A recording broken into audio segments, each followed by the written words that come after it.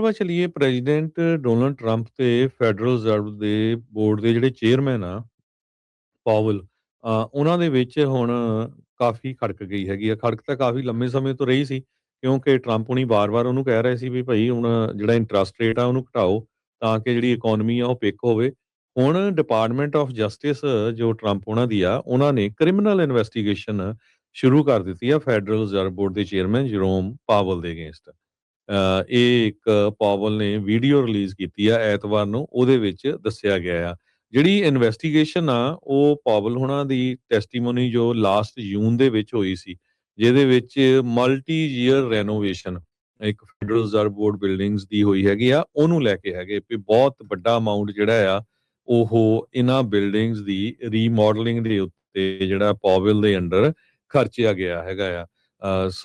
Powell ਹੋਣਾ ਨੇ ਇਹ ਕਿਹਾ ਵੀ ਇਹ ਜਿਹੜੀ ਇਨਵੈਸਟੀਗੇਸ਼ਨ ਆ ਇਹ ਟਰੰਪ ਹੋਣਾ ਦਾ ਇੱਕ ਤਰ੍ਹਾਂ ਦਾ ਐਡਮਿਨਿਸਟ੍ਰੇਸ਼ਨ ਦਾ ਪ੍ਰੈਸ਼ਰ ਹੈਗਾ ਆ ਤਾਂ ਕਿ ਜਿਹੜਾ ਫੈਡਰਲ ਰਿਜ਼ਰਵ ਬੋਰਡ ਆ ਇੰਟਰਸਟ ਰੇਟ ਨੂੰ ਘਟਾ ਦੇਵੇ। ਤੇ ਕਹਿੰਦੇ ਵੀ this is about whether the Fed will be able to continue to set interest rate based on evidence and economic conditions. ਇਹ ਪਾਵਲ ਹੋਣਾ ਨੇ ਇਹ ਕਿਹਾ ਹੈਗਾ। ਅਟਾਰਨੀ ਜਨਰਲ ਪੈਮ ਬੌਂਡੀ ਉਹਨਾਂ ਨੇ ਇਹ ਕਿਹਾ ਆ ਵੀ ਅਸੀਂ ਇੰਸਟਰਕਟ ਕੀਤਾ ਹੈਗਾ ਯੂਐਸ ਅਟਾਰਨੀਜ਼ ਨੂੰ ਇਸ ਇਨਵੈਸਟੀਗੇਸ਼ਨ ਨੂੰ ਪ੍ਰਾਇਓਰਟਾਈਜ਼ ਕੀਤਾ ਜਾਵੇ ਵੀ ਕਿਸੇ ਤਰ੍ਹਾਂ ਦੇ ਨਾਲ ਟੈਕਸ ਪੇਅਰ ਦਾ ਜਿਹੜਾ ਡਾਲਰਸ ਆ ਉਹ ਅਬਿਊਜ਼ ਤਾਂ ਨਹੀਂ ਕੀਤਾ ਗਿਆ। ਟਿਮ ਲੌਰਲ ਸਪੋਕਸਮੈਨ ਆ ਡੀਸੀ ਯੂਐਸ ਅਟਾਰਨੀ ਜਨੀਨ ਪੈਰੋ, ਉਹਨਾਂ ਨੇ ਇਹ ਕਿਹਾ ਆ ਵੀ ਅਸੀਂ ਜੋ ਇਨਵੈਸਟੀਗੇਸ਼ਨ ਚੱਲ ਰਹੀ ਆ ਉਹਦੇ ਉੱਤੇ ਕਿਸੇ ਤਰ੍ਹਾਂ ਦਾ ਕਮੈਂਟ ਨਹੀਂ ਕਰਦੇ ਹੈਗੇ। ਟਰੰਪ ਉਹਨਾਂ ਨੇ ਡਿਨਾਈ ਕੀਤਾ ਹੈ ਵੀ ਕਿਸੇ ਤਰ੍ਹਾਂ ਦੀ ਜਿਹੜੀ ਕ੍ਰਿਮੀਨਲ ਇਨਵੈਸਟੀਗੇਸ਼ਨ ਆ ਉਹਦੇ ਵਿੱਚ ਮੈਂ ਕਿਸੇ ਤਰ੍ਹਾਂ ਇਨਵੋਲਵ ਆ ਤੇ ਕਹਿੰਦੇ ਵੀ ਮੈਨੂੰ ਕੋਈ ਨਹੀਂ ਇਹਦੇ ਬਾਰੇ ਪਤਾ, I don't know anything about it but he is certainly not very good at Fed and he is not very good at building buildings. So ਇਹ ਉਹਨਾਂ ਨੇ ਕਿਹਾ ਹੈਗਾ। ਪ੍ਰੈਜ਼ੀਡੈਂਟ ਨੇ ਇਹ ਕਿਹਾ ਵੀ ਫੈਡਰਲ ਰਿਜ਼ਰਵ ਬੋਰਡ ਜੋ ਆ ਉਹ ਕਿਉਂ ਨਹੀਂ ਜਿਹੜਾ ਇੰਟਰਸਟ ਰੇਟ ਘਟਾ ਰਿਹਾ ਹੈਗਾ ਕਿਉਂਕਿ ਬਹੁਤ ਸਾਰੇ ਲੋਕ ਇਸ ਟਾਈਮ ਹਰਟ ਹੋ ਰਹੇ ਹੈਗੇ ਆ ਤੇ ਕਹਿੰਦੇ ਵੀ ਪਬਲਿਕ ਦਾ ਪ੍ਰੈਸ਼ਰ ਹੈਗਾ ਆ ਵੀ ਇੰਟਰਸਟ ਰੇਟ ਘਟਾਇਆ ਜਾਵੇ। ਜੁਲਾਈ ਮਹੀਨੇ ਦੇ ਵਿੱਚ ਟਰੰਪ ਹੁਣੀ ਫੈਡਰਲ ਰਿਜ਼ਰਵ ਬੋਰਡ ਦੀ ਬਿਲਡਿੰਗ ਦੇ ਉੱਤੇ ਵਿਜ਼ਿਟ ਕੀਤਾ ਸੀ, ਜਿਹਦੇ ਵਿੱਚ ਉਹਨਾਂ ਨੇ ਬਾਰ-ਬਾਰ ਪਾਵਲ ਨੂੰ ਕਿਹਾ ਸੀ ਵੀ ਭਈ ਇੰਟਰਸਟ ਰੇਟ ਘਟਾਇਆ ਜਾਵੇ। ਸੋ ਉਹਨਾਂ ਨੇ ਜਿੱਦਾਂ ਆਪਣੀ ਵਾਈਟ ਹੈਟ ਵੀ ਪਾਈ ਹੋਈ ਸੀ, ਪਾਵਲ ਨੇ ਵੀ ਵਾਈਟ ਹੈਟ ਪਾਈ ਹੋਈ ਸੀ।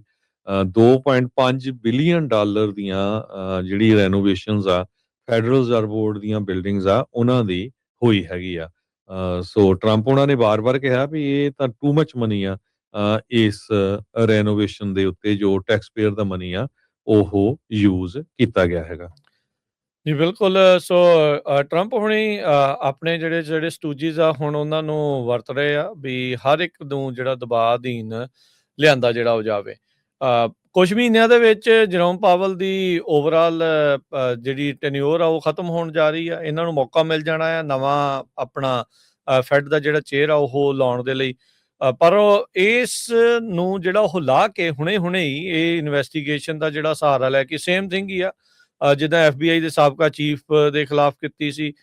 ਨਿਊਯਾਰਕ ਦੀ ਜਿਹੜੀ ਅਟਾਰਨੀ ਜਨਰਲ ਆ ਉਹਦੇ ਉਲਟ ਇਹਨਾਂ ਨੇ ਕੀਤੀ ਸੀ, ਜਿਸ ਨੂੰ ਬਾਅਦ ਦੇ ਵਿੱਚ ਅਦਾਲਤ ਨੇ ਖਾਰਜ ਕਰ ਦਿੱਤੀਆਂ ਸੀਗੀਆਂ ਜਿਹੜੀਆਂ ਇੰਡਾਈਟਮੈਂਟਸ ਆ ਉਹਨਾਂ ਨੂੰ ਬਾਹਰ ਸਿੱਟ ਦਿੱਤਾ ਸੀਗਾ ਅਦਾਲਤ ਦੇ ਦੁਆਰਾ। ਤੇ ਹੁਣ ਜਿਹੜੇ ਜਰੋਮ ਪਾਵਲ ਦੇ ਉਲਟ ਜਿਹੜਾ ਉਹ ਆਇਆ, ਖੁਦ ਟਰੰਪ ਹੁਣਾਂ ਨੇ ਆਪਣੇ ਪਹਿਲੇ ਕਾਰਜਕਾਲ ਦੇ ਵਿੱਚ ਜਰੋਮ ਪਾਵਲ ਨੂੰ ਫੈਡ ਦਾ ਜਿਹੜਾ ਚੇਅਰ ਆ ਉਹ ਲਗਾਇਆ ਸੀਗਾ।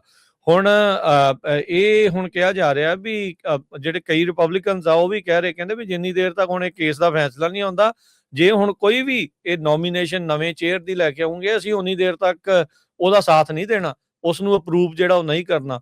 ਕਿਤੇ ਟਰੰਪ ਹੁਣਾਂ ਨੇ ਆਹ ਚੀਜ਼ ਜਿਹੜਾ ਇਸ ਨੂੰ ਤਰੀਕੇ ਦੇ ਨਾਲ ਪਰੇ ਕਰਕੇ ਵੈਸੇ ਵੀ ਜਾਣਿਆ ਜਾਂਦਾ ਵੀ ਟਰੰਪ ਹੁਣਾਂ ਦਾ ਇੱਕ ਹੀ ਕੰਮ, ਜਿਹੜੀ ਗੱਲ ਜਦੋਂ ਨਾ ਬਣੇ ਤਾਂ ਅਦਾਲਤ ਦਾ ਸਹਾਰਾ ਲਓ ਤੇ ਲਾਸੂਟ ਜਿਹੜਾ ਉਹ ਕਰੋ।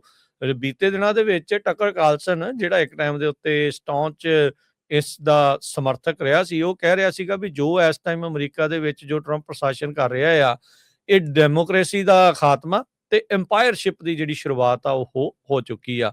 ਕੀ ਆਪਾਂ ਇੱਕ ਕਿੰਗਡਮ ਦੇ ਦੌਰ ਦੇ ਵੱਲ ਨੂੰ ਜਿਹੜਾ ਉਹ ਵੱਧ ਰਹੇ ਆ?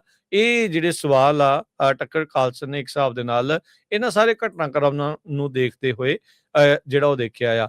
ਇਸ ਵਿੱਚ ਕੋਈ ਲੁਕੀ ਛਿਪੀ ਗੱਲ ਹੈ ਹੁਣ ਤੱਕ ਨਹੀਂ ਹੈਗੀ ਵੀ ਟਰੰਪ ਹੁਣਾਂ ਨੇ ਹੁਣ ਤੱਕ ਜਿਹੜਾ ਵੀ ਕੋਈ ਉਹਨਾਂ ਦਾ ਸਿਆਸੀ ਵਿਰੋਧੀ ਜਾਂ ਉਹਨਾਂ ਦੀਆਂ ਪਾਲਿਸੀਜ਼ ਦਾ ਕੋਈ ਵੀ ਵਿਰੋਧ ਕਰਨ ਵਾਲਾ ਆ, ਉਹਦੇ ਖਿਲਾਫ ਉਹਨਾਂ ਨੇ ਹਰ ਤਰੀਕੇ ਦਾ ਹੱਥਕੰਡਾ ਜਿਹੜਾ ਉਹ ਅਪਣਾਇਆ ਆ। ਜਿਹੜਾ ਸਿਸਟਮ ਆ ਉਸ ਦੀ ਜਿਹੜੀ ਵਰਤੋਂ ਕਰਦੇ ਹੋਏ ਉਹਨਾਂ ਨੂੰ ਖੁੱਡੇ ਲਾਈਨ ਲਾਉਣ ਦੀ ਕੋਸ਼ਿਸ਼ ਜਿਹੜੀ ਉਹ ਲਗਾਤਾਰ ਕਰ ਰਹੇ ਆ। ਸੋ ਹੁਣ ਇਹ ਦੇਖਣਾ ਹੋਊਗਾ ਵੀ ਅੱਗੇ ਅਦਾਲਤਾਂ ਦੇ ਵਿੱਚ ਇਸ ਮਾਮਲੇ ਦਾ ਹੁਣ ਕੀ ਜਿਹੜਾ ਅਸਰ ਆ ਜਿਹੜਾ ਹਰਜੋਤ ਸਿੰਘ ਜੀ ਰਹਿੰਦਾ ਆ।